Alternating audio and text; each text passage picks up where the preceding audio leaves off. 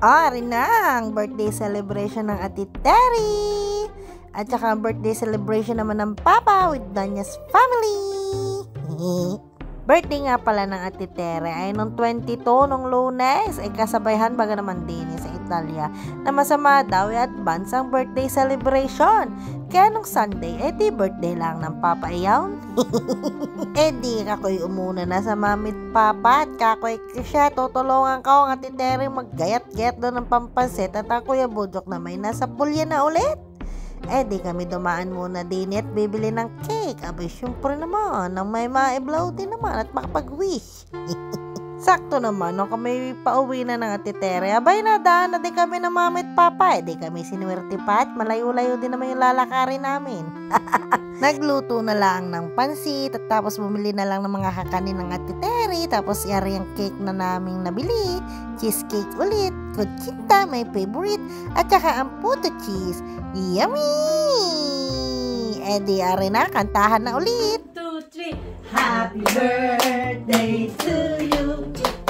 Happy birthday to you. Happy birthday, happy birthday, happy birthday to you. Wow! Ay, nag-wish pa ako Ang bilis na pagkakawish mo tuloy. Nakabutal ang wish.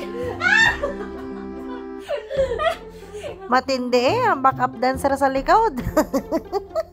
Abay kami gutom na naray, hindi lang halata. Abay syempre ako'y kumuha na aming regalo sa Ate Terry.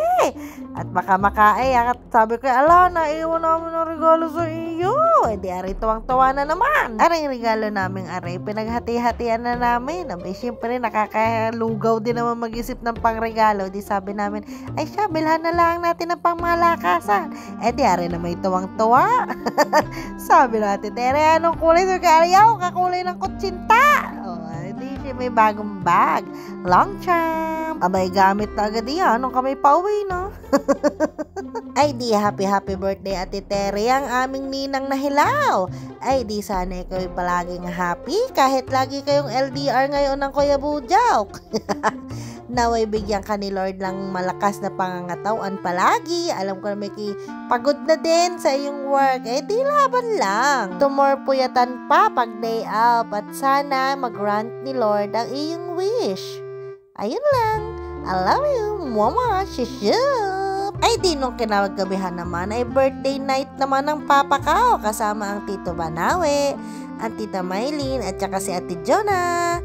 Abay, welcome back to Italy! Dini nga pala kami kumain sa Mitsu, Japanese restaurant na malapit sa mga Tita Maylin. Abay, kasarap naman talaga namang fresh na fresh lahat ng mga sinerve sa amin.